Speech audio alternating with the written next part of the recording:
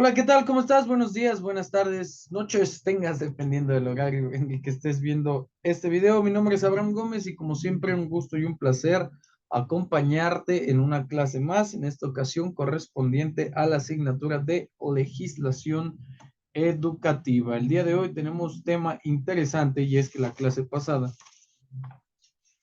ya pudimos observar un poco sobre la educación básica, ya también revisamos un poco sobre la estructura del sistema educativo nacional y observamos cómo están compuestos los niveles de educación básica, el preescolar, la primaria, la secundaria. Y te comentaba que vamos a hablar un poco sobre el rezago educativo, ¿no? ¿Qué es el rezago educativo? ¿Cómo nos afecta el rezago educativo? ¿Cómo podemos trabajar con el rezago educativo? ¿Qué engloba hablar de todo el rezago educativo? Vamos a hablar un poco sobre los parámetros de calidad e impacto social, otras modalidades de la educación básica, educación para adultos, indígena, especial y educación tecnológica. Así es que sin más, vámonos de lleno con el tema del día de hoy. Comparto pantalla y nos vamos rápidamente a lo que nos compete. ¿Sale? Repito el tema del día de hoy, rezago educativo. Ok, ya vimos, ya nos debe de quedar claro. ¿Y por qué? A ver, ¿por qué será importante hablar del rezago educativo? Vamos a ponerle énfasis, ¿sale? Conforme vayamos desarrollando las diapositivas, nos vamos a dar cuenta de lo siguiente. Vamos a hablar de rezago educativo y anota el concepto. Se refiere a la falta de acceso a la educación de calidad y a la brecha entre los conocimientos y habilidades adquiridos por un individuo o grupo, las expectativas educativas o nivel necesario para el desarrollo y participación pleno en la sociedad. Híjole, a ver, no sé si recuerdas que la clase pasada hablábamos que somos 131.1 millones de personas en este país, tan solo en este país. Vamos a englobar los parámetros. Falta de acceso, subrayado, ahí lo vas a ver en rojo.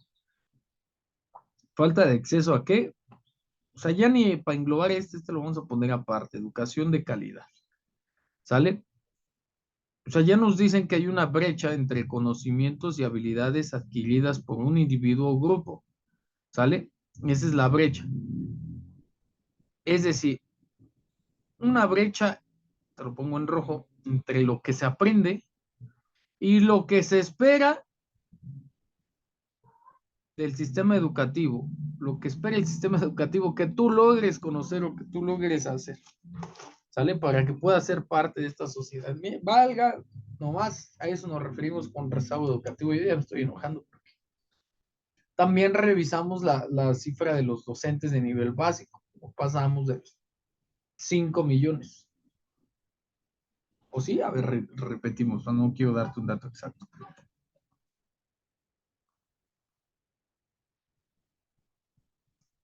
El año pasado tuvimos, ya me estoy enojando, 2.160.440 maestros. Informa que tenemos 34.940.380 alumnos. Obviamente, pues no estamos diciendo que, ay, ojalá haya un maestro por alumno, porque es algo que tampoco va a funcionar. Pero, pues sí que por lo menos sea mitad y mitad, ¿no? O sea, que por lo menos lleguemos a la mitad para elevar la calidad de la educación. Pero bueno, a ver, vamos a seguir observando.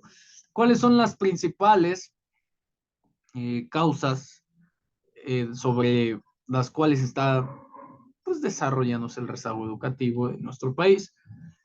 Son muchas, desafortunadamente son muchas, son distintas y variadas.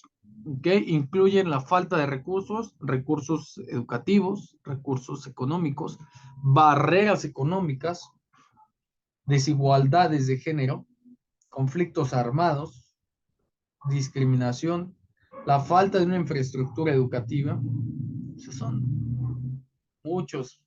Agua potable, luz, electricidad, internet, caminos, vialidades, conexiones, maestros, escuelas. ¿Ok? Estos Pues estas causas impactan de manera negativa a la sociedad, ya que se limita el desarrollo de habilidades y participación plena de los criterios. ¿Cuál es la definición de rezago educativo según la UNESCO o según algunos organismos internacionales? Para la UNESCO, el rezago educativo se define como la falta, falta de acceso, falta de acceso. Te lo voy a poner en varios colores porque son cosas totalmente diferentes. Permanencia, progreso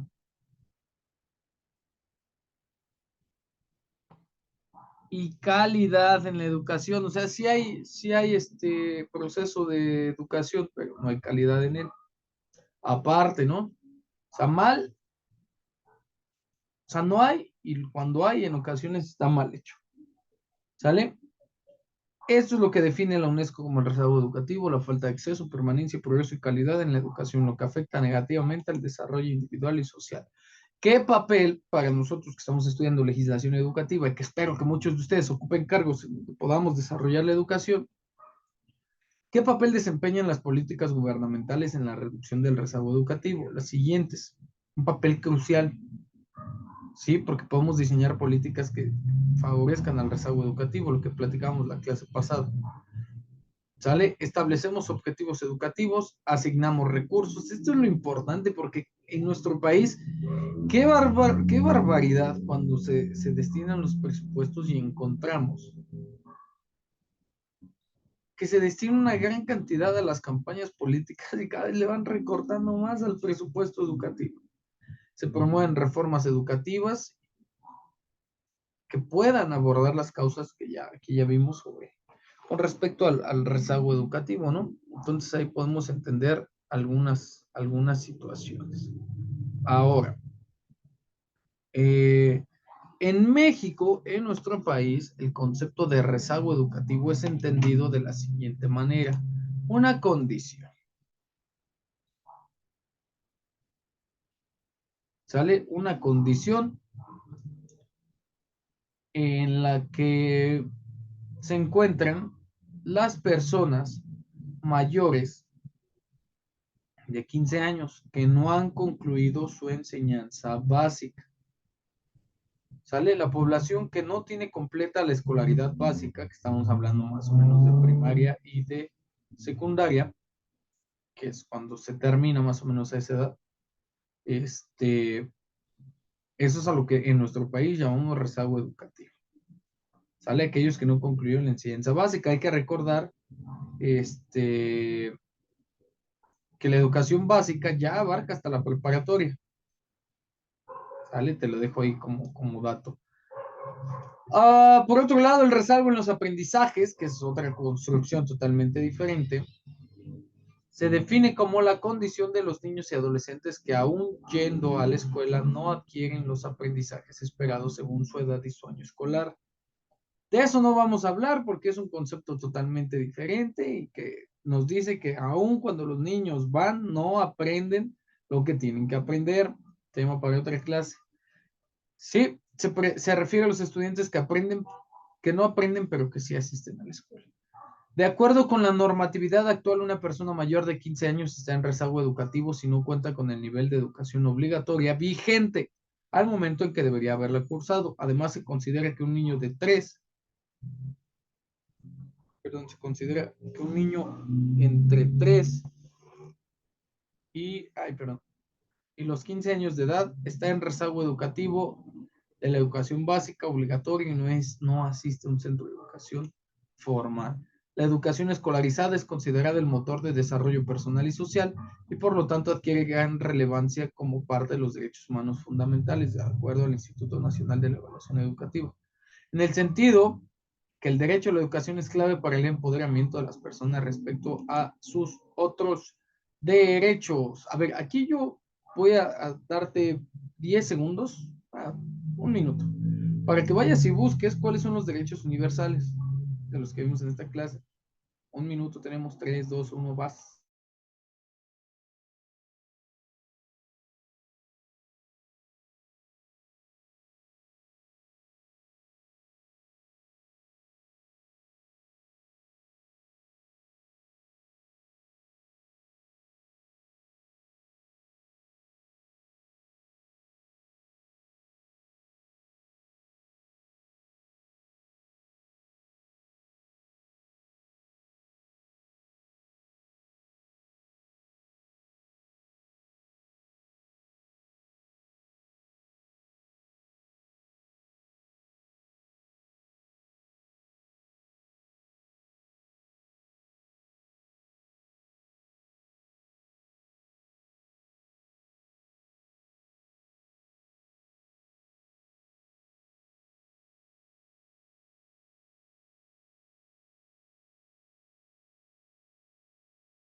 Ok, tú ya viste uno, pero quiero centrarnos en el importante. Todo, a ver, derechos universales. Y te los voy a citar así tal cuales los podemos encontrar, pero yo quiero que hagamos énfasis en uno. El derecho a la educación. ¿Sale? El derecho a la educación es importante en todas las culturas, absolutamente en todas, no hay una que no lo pondere, perdón, necesario. ¿Qué está pasando en materia de legislación educativa? Para que no se desarrollen leyes, reglamentos, estatutos, artículos que pugnen por un mejor desarrollo educativo. Si sabemos que el país está mal, ¿por qué no invertimos en educación? ¿Sí me explico? ¿Qué tipo de educación han formado estas personas que están en el poder, que no alcanzan a observar, a distinguir o a darle importancia a la parte educativa? Ahí te la dejo para que reflexiones. ¿Sale? Eh, en reconocimiento a que el rezago educativo es uno de los principales problemas sociales que enfrentan todos los países, ya que entre menos educación, menos desarrollo, y que debería ser esto una tarea primordial, diversas medidas de pobreza y desarrollo, como el índice de marginación, la pobreza multidimensional, incluyen alguna forma de rezago educativo en alguno de sus indicadores. Y aquí podemos encontrar importante y necesario pues, realmente invertir en educación, ¿no? Que es lo que nos debería de preocupar, ¿no? O invertir en profesionales avanzados, ¿no? O que desarrollen correctamente sus ideales. Ahora, el rezago educativo es un problema multifactorial, como ya vimos hace unos momentos. Existen diversas razones por las cuales las personas se encuentran en esta situación y no reciben una alfabetización o no terminan su educación básica. Más allá de aprender, no terminan. De acuerdo con Muñoz, el rezago educativo es el resultado de un proceso en el que intervienen diversos eventos. Pongan atención.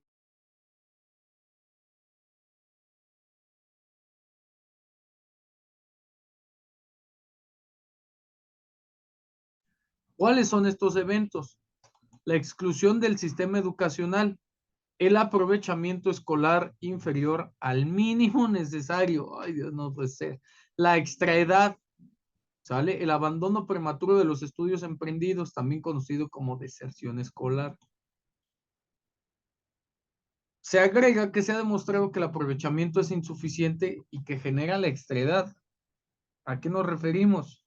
Hace muchos años, cuando la sociedad en este país no se enojaba por cualquier cosa, dame dos segundos.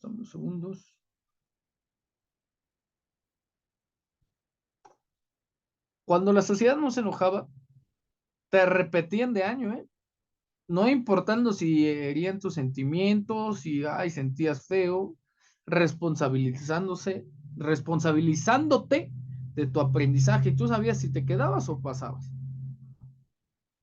En la actualidad, pues ya dejaron de hacer esto y, pues, ¿qué pasa? Que, pues me van a pasar.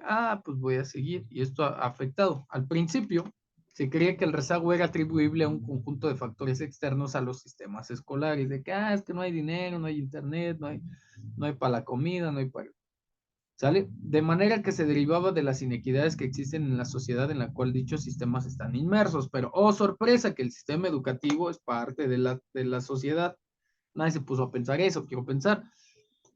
Esta manera de pensar, esta tesis surgió a partir de un estudio el cual se dedujo que las escuelas desempeñaban un papel meramente pasivo en la determinación del rendimiento de sus alumnos, desprendiéndose además que el sistema escolar reproduce las desigualdades sociales sin poder combatirlas. Sin embargo, un estudio reciente logró identificar que algunos de los factores, o algunos de los muchos, de los pocos o de los tantos factores internos a las escuelas que intervienen de manera significativa en la determinación de los resultados académicos de las mismas, o sea, de las escuelas, añaden que estos factores pueden ser solucionados por dependencias del sector educativo de origen socioeconómico que interfieren en la generación escolar y en la conservación de las demandas de la escuela. De manera que un espacio de oportunidad para el combate al rezago educativo es dentro de las aulas y dentro de las instituciones educativas. ¿Cómo podemos combatir el rezago educativo? En las aulas, en los salones. ¿Sale? De acuerdo, Muñoz, una fuente muy importante del rezago educativo se origina en que la educación formal tiene acceso a los alumnos pertenecientes a los estratos sociales de menores recursos. Está pauperizada, no es administrada de acuerdo con los intereses de los sectores. Argumenta que los recursos asignados a los sectores más pobres son por lo general de menor calidad que los de grupos socioeconómicamente más favorecidos. Yo soy pobre y me va a tocar lo peor del sistema educativo. Así de fácil. No le pongamos palabras bonitas. Históricamente, fuera de los esfuerzos aislados por diferentes personas, así es y así pasa en este país. No podemos tapar el sol con un dedo. ¿Sale? Una evidencia de cómo la pobreza y la marginación están relacionadas la proporciona los indicadores de diferentes índices de desarrollo y pobreza, como los del desarrollo humano, rezago social y marginación. ¿Qué vamos a tomar en cuenta?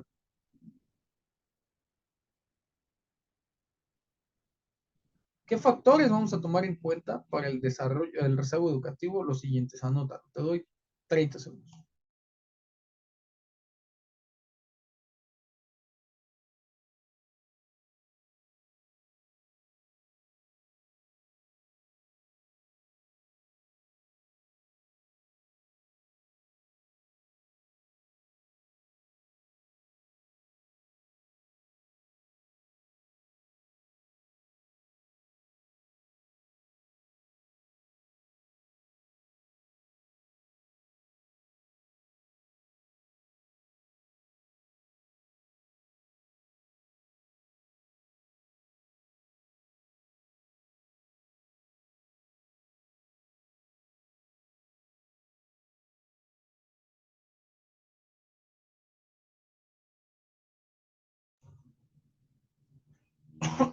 A ver, perdón. Si ya la UNESCO, si ya nuestro sistema nacional de la educación de la calidad ya determinaron qué es el rezago educativo y que estos son los principales factores para combatirlo, la economía del país, las necesidades globales de cada profesión, de cada área o de cada especialidad de conocimiento de estudio.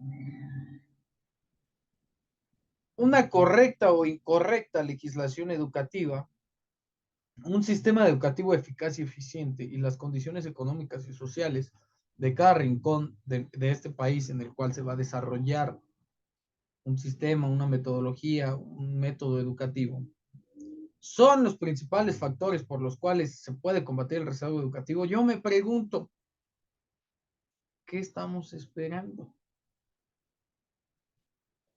Alguien tiene que hacer algo.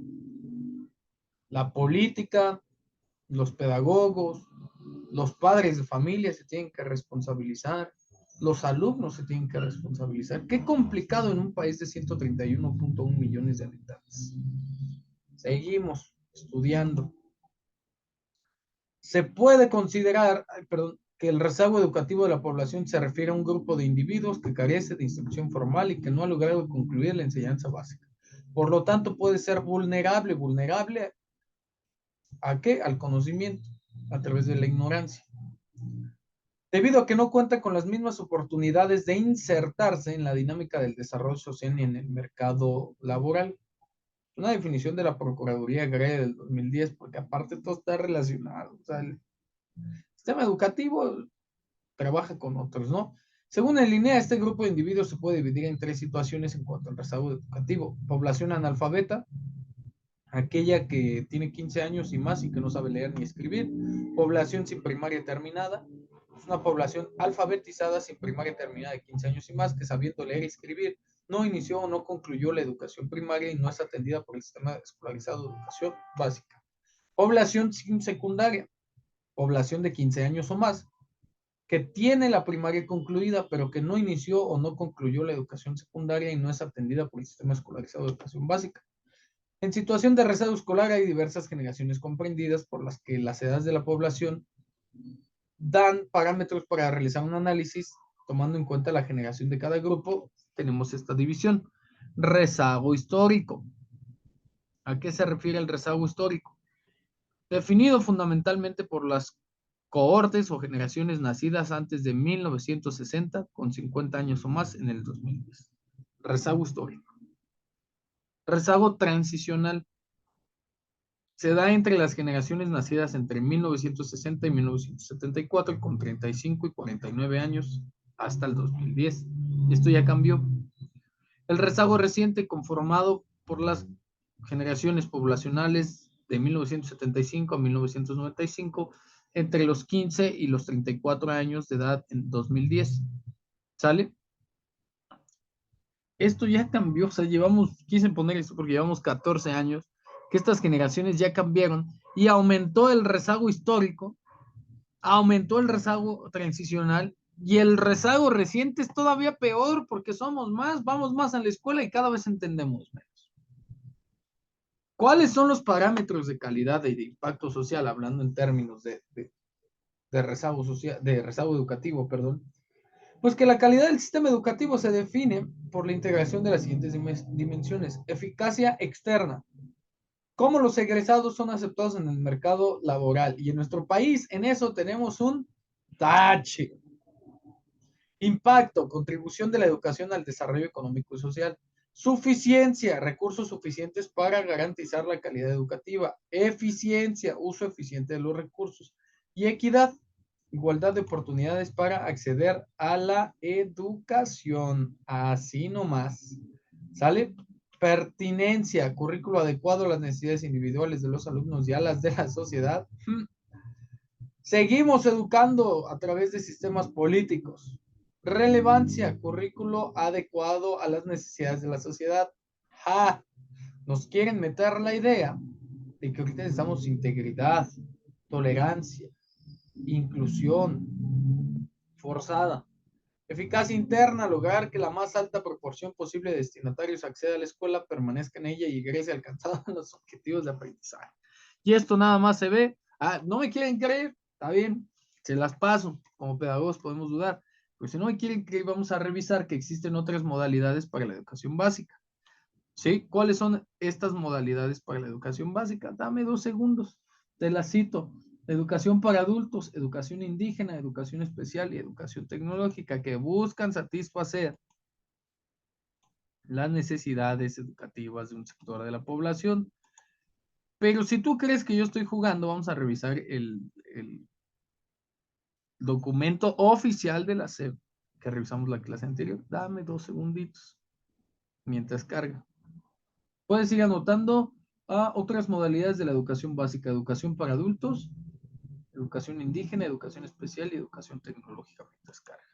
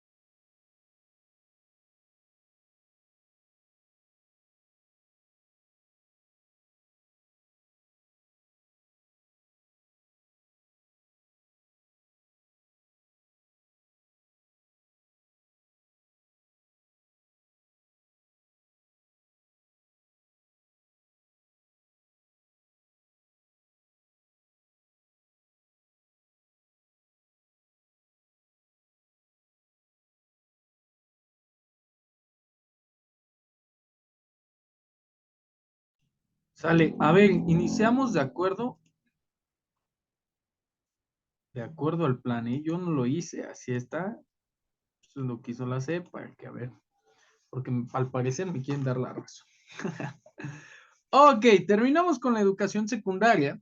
Así está diseñado y es por eso que el estudio es más fácil, ¿no? Terminas a los 15 años, o deberías de terminar a los 15 años la educación secundaria.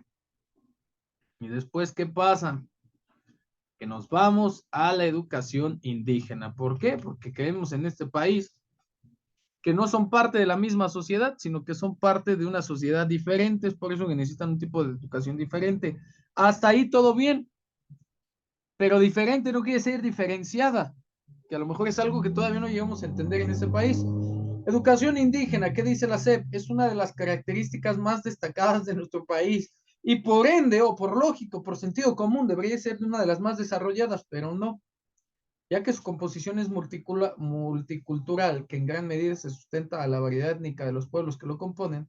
La Constitución y la Ley General de Educación establecen que la educación que imparte el Estado deberá de considerar de manera prioritaria la índole pluricultural y multilingüística de los mexicanos. Por esta razón, la política educativa del gobierno de la República ha sido diseñada para responder a las necesidades de la diversidad poblacional. Ah, sí. Dice, de acuerdo con los datos del Instituto Nacional de Estadística, Geografía e Informática, la población nacional es predominantemente mestiza y de habla hispana. Sin embargo, en 1995 en el país había 6.715.591.000 indígenas, con una diversidad parlante de más de 80 lenguas y variantes dialécticas. O sea, sí, existía una necesidad, ¿sí? Comunicativa. No todos aprendíamos de la misma forma en este grupo, perdón, en este grupo de la sociedad.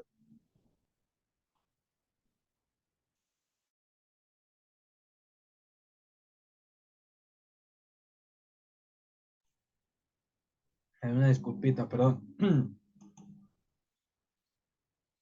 Los pueblos indígenas constituyen el grupo con más rezagos sociales y necesidades insatisfechas de los que ya platicamos. Su alto grado de dispersión poblacional, o sea, sí, literalmente están creciendo en la sociedad, pero paralelos a ella,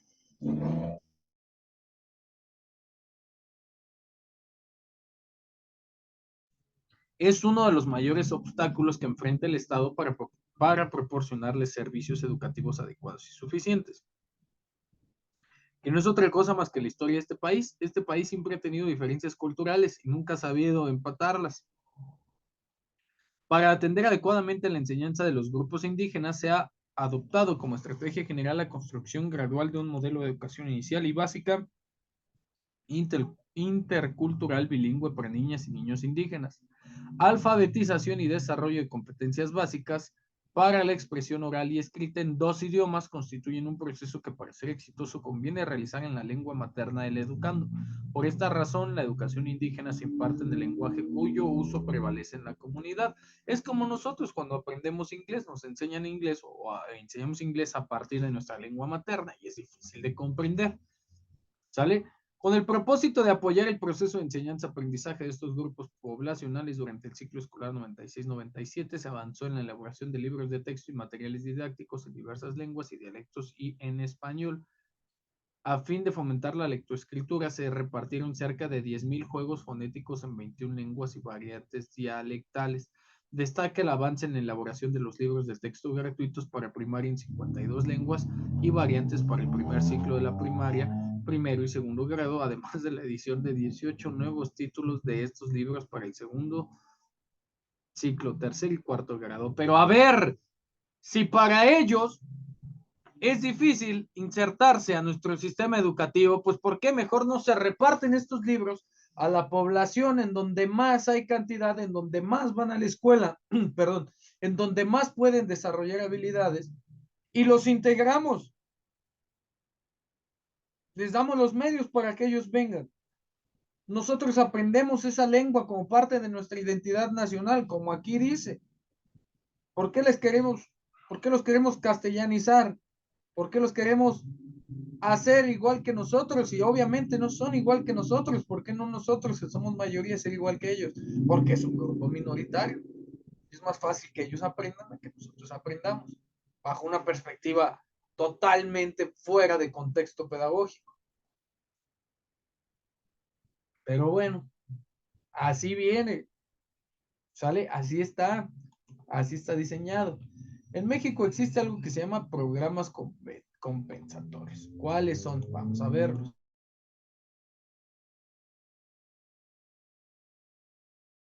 Y es que resulta irrisorio que el puesto de la Secretaría de Educación Pública no lo ocupe un pedagogo, no lo ocupe alguien que se dedique a la educación, pero bueno, estos programas compensatorios son una de las grandes prioridades de la política educativa mexicana. Consiste en abatir el rezago en las zonas de mayor marginación a partir de las necesidades educativas más urgentes de las comunidades. El gobierno de la República impulsa acciones que se orientan a compensar y a corregir las desigualdades que afectan al aprovechamiento escolar de los niños con mayores carencias, según Kesk. Entre los rubros más importantes de estos programas se encuentra la adquisición directa por parte de las entidades federativas de bienes y materiales didácticos que enriquecen los acervos de las escuelas. O sea, ahí te va el material, tú lo aplicas. Ahora, tenemos, además de la educación indígena, la educación para adultos. ¿Qué dice la SEP? La experiencia y la impartición de los servicios educativos y el análisis de los elementos que inducen o limitan a los adultos a continuar sus estudios llevó en 1996 y 1997 que, o sea, ustedes ya vieron dos veces esa fecha y dirían, ay, no, es que ahí se esforzaron, nada más cambiaron de sistema de modelo educativo. A revisar los fundamentos conceptuales de la educación para adultos y reformar sus modelos y estructuras de operación. En este proyecto, el conocimiento informal y la experiencia de hombres y mujeres han acumulado a lo largo de su vida un papel preponderante, que han acumulado a lo largo de su vida, ocuparon un papel preponderante. El modelo promueve la adquisición de las competencias académicas básicas y las destrezas laborales que permitirán a las personas una mejor integración al mercado de trabajo.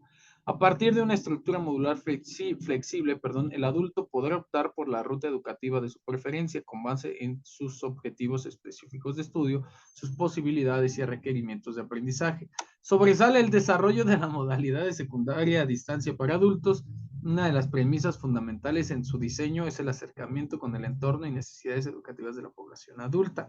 El programa considera mecanismos novedosos de evaluación en los que se valorarán los saberes previos de las personas, así como sistemas flexibles de acreditación que permitirán a la población mayor de 18 años tener acceso a los distintos grados o materias específicas de este nivel de la educación. Yo lo llamo examen diagnóstico. Pero bueno, a ver, ya nos preocupamos por el rezago educativo en la educación para adultos, por lo menos que cubran la educación básica. ¿De qué forma? Después de esto, nuestro sistema educativo está hecho para la educación media superior y para la educación superior, de tal manera que la educación especial y la educación tecnológica no forman parte, no forman parte de este sistema educativo paralelo, el cual, a pesar de ser malo, ni siquiera es completo. ¿Qué habla la SEP de la educación tecnológica? Se estableció para ofrecer a los jóvenes una alternativa de acceso a la educación superior directamente vinculada con el mercado de trabajo y el desarrollo regional, con el propósito de ofrecer a los estudiantes una formación teórica y práctica de carácter integral que habilite y forme individuos para hacer frente a los retos del desarrollo nacional, lo que podría ser como una educación técnica, tecnológica. Para la formación tecnológica de los estudiantes, técnicos, profesionistas, profesores, investigadores, el país cuenta con el Instituto Politécnico Nacional, 119 institutos tecnológicos y 44 universidades tecnológicas, dedicadas a los procesos y procedimientos de ciertas áreas de conocimiento de estudio. El crecimiento de esta matrícula de la educación tecnológica en los últimos años es, en buena medida, se atribuye a la creación de institutos tecnológicos, una nueva modalidad en instituciones que tiene duración de 3 años, 2 años de tronco común y uno de especialidad. ¿Sale? Esta alternativa, favorece una rápida salida al mercado de trabajo y permite a los egresados continuar estudiando. Es, tráeme un papel y empieza a trabajar. ¿Por qué? Porque históricamente este país así ha sido, de mano de obra muy buena. Y ahora, pues quién sabe, porque estamos batallando en muchos aspectos de la industria. ¿Sale? En 1991 se crean las universidades tecnológicas destinadas a responder a las necesidades de cada región del país. Programas de corta duración, de alta calidad profesional que atienden los requerimientos del desarrollo regional. Y eso no vamos a negar. Muchos criticaban al CONALEP en la década del 2000 al 2010, del 2010 al 2020, pero el CONALEP ha hecho grandes logros a nivel técnico profesional. ¿Sale? A través de convenios, a través del desarrollo de su comunidad, de la participación de representantes, de empresarios locales, de la inversión privada, han podido desarrollar esta parte de la educación tecnológica. ¿Sale? De manera universitaria, pues obtenemos un grado técnico superior universitario más capacitado, pero esto no ha sido por logros del sistema educativo, esto ha sido por la calidad de los egresados. Una característica de esta opción educativa es la vinculación con la industria local, que se realiza de diversos modos. Se propicia que los estudiantes reciban parte de su entrenamiento como práctica en las empresas y las universidades consulten continuamente a estas en sus sesiones sobre asuntos curriculares para saber qué pueden mejorar o qué pueden enseñar mejor. La educación tecnológica está en su mayor parte adscrita al ámbito federal. Sin embargo, la actualidad de todos los institutos y universidades de nueva creación surgen como organismos, atención, descentralizados de gobiernos estatales que reciben apoyo de la federación. ¿Por qué? Porque sirven o satisfacen a necesidades federales. ¿Ok? Hablamos de la educación normal y hablamos de la educación especial. ¿Qué podemos hablar? Vean nada más, o sea, no puede ser posible que la Secretaría de Educación Pública pueda englobar en 3/4 de una cuartilla a la educación especial. La población con necesidades educativas especiales, todos tenemos necesidades educativas especiales. Para empezar, estamos en pañales ahí.